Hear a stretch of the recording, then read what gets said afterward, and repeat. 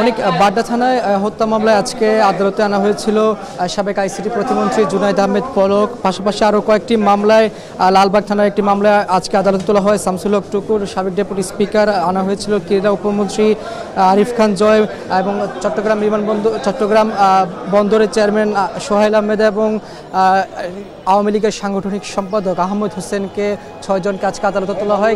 আদালতের যে কার্যক্রম শুনানিটি শেষ হয়েছে, প্রত্যেককেই 3 দিন করে রিমান্ড মঞ্জুর করেছে। আসামিদেরকে প্রত্যেকে 7 দিন করে রিমান্ডের আবেদন করেছে পুলিশ এবং সবাইকেই 3 দিনের রিমান্ড মঞ্জুর করেছে। আমি যদি বলি, বাড্ডা থানার হত্যা মামলায় জুনায়েদ আহমেদ পলককে 3 দিনের রিমান্ড মঞ্জুর করেছে। পাশাপাশি সূত্রাপুর থানার আরও একটি হত্যা মামলায় জুনায়েদ আহমেদ পলককে 3 দিনের রিমান্ড দেওয়া হয়েছে এবং লালবাগ থানার আরেকটি হত্যা মামলায় দ্বাদশ জাতীয় সংসদের ডেপুটি স্পিকার শামসুল হক টুকু, তাকেও 3 দিনের রিমান্ড মঞ্জুর করেছে আদালত। পাশাপাশি লালবাগ থানার সেই মামলায় রয়েছে ক্রীড়া উপমন্ত্রী আরিফ খান জয়, মোহাম্মদ সোহাইল, তাদেরকেও 3 দিনের রিমান্ড মঞ্জুর করেছে। এবং পাশাপাশি আমরা দেখছি এখানে আদাবর থানাও আরেকটি হত্যা মামলায় এখানে আহমদ হোসেন, আওয়ামী লীগের সাংগঠনিক সম্পাদক এবং ঢাকা বিশ্ববিদ্যালয় ছাত্রলীগের সাধারণ সম্পাদক তানভীর হাসান সৈকত, তাকেও আসলে 3 দিনের রিমান্ড মঞ্জুর করেছে আদালত। সকলকেই 3 দিনের রিমান্ড মঞ্জুর করেছে আদালত এবং সুষ্ঠু তদন্তের স্বার্থে তাদেরকে এখানে আজকে রিমান্ড মঞ্জুর করেছে। এবং আমরা দেখছিলাম এজলাসে এখানে আসামি পক্ষের আইনজীবীও রয়েছিল, প্রত্যেকেরই আইনজীবীর ছিল, রাষ্ট্রপক্ষেরও একটা আইনজীবী ছিলেন। তারা আসলে আসামি পক্ষের যে আইনজীবী, তারা আসলে বলছিলেন যে এই হত্যাকাণ্ডের সঙ্গে তার আসামিরা বা তার যেই মক্কেল রয়েছে বা ক্লায়েন্ট রয়েছে, তারা কোনোভাবেই আসলে দায়ী নয়, এমনটাই দাবি করে আসামি পক্ষের আইনজীবীরা তাদের শুনানিতে তাদের রিমান্ডের যে আবেদন সেটি বাতিল করার জন্য আদালতের কাছে প্রার্থনা করেন এবং সেটি আসলে জামিন দেওয়ার জন্য প্রার্থনা করেন। কিন্তু তারা আসলে আদালত উভয় পক্ষের শুনানির কার্যক্রম শেষ করে তাদেরকে শুনানি শেষ করে তাদেরকে প্রত্যেককেই 3 দিনের রিমান্ড দিয়েছে।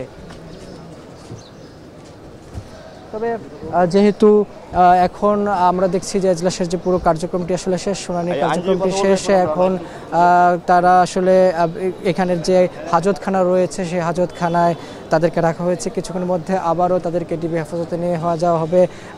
সুষ্ঠু তদন্তের স্বার্থে তাদেরকে আবারও জিজ্ঞাসাবাদ করা হবে। এখানে আমরা দেখছিলাম যে আসামি পক্ষের আইনজীবীও কিন্তু রয়েছে, এখানে রাষ্ট্রপক্ষের আইনজীবী রয়েছে, পাশাপাশি আসামি পক্ষের আইনজীবীও রয়েছে। আমরা তাদের সঙ্গে কথা বলার চেষ্টা করব, তারা আসলে জানাবেন যে এজলাসের ভেতরে আসামিরা আসলে কি বলেছেন এবং তাদের পক্ষে যেই রিমান্ডের আবেদন ছিল সেটি আসলে কি ভিতরের যেই কার্যক্রম বা এখানে যারা আইনজীবী রয়েছেন আসামি পক্ষের, তারপরে রাষ্ট্রপক্ষের, তাদের সঙ্গে আমরা আসলে কথা বলবো কিছুক্ষণের মধ্যেই।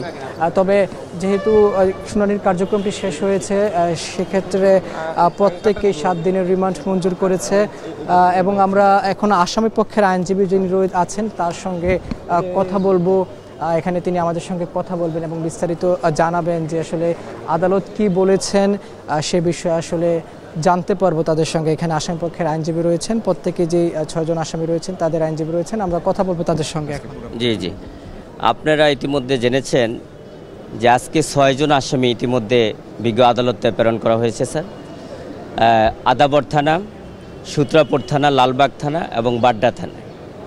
এর মাঝে ডেপুটি স্পিকার শামসুল হক টুকু, উনি বারবার পার্লামেন্ট মেম্বার ছিলেন।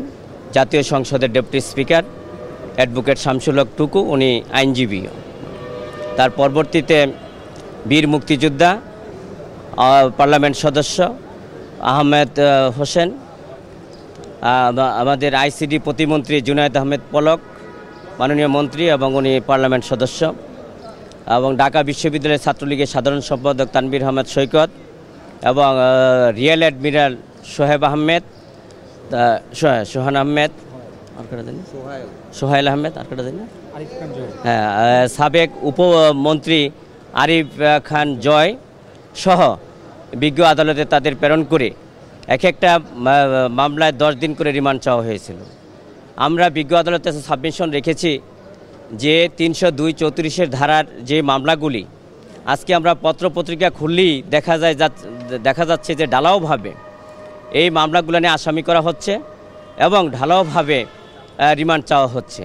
এতে আইনের শাসনের ব্যাঘাত সৃষ্টি হয় এবং আইন এবং আদালতের প্রতি মানুষের শ্রদ্ধা এবং আস্থা কমে যায়। আমরা বাড্ডা ও লালবাগ থানায় 2 হত্যা মামলায় 3 দিন করে পলকের 6 দিনের রিমান্ড মঞ্জুর করা হয়েছে। আর এদিকে লালবাগ থানার হত্যা মামলায় টুকু, আরিফ খান জয় ও সোহায়েলের 3 দিনের রিমান্ড মঞ্জুর করা হয়েছে। এ বিষয়ে জানাতেই সিএমএম কোর্ট থেকে যুক্ত ছিলেন সহকর্মী রাব্বি হুসাইন। এখন সকালে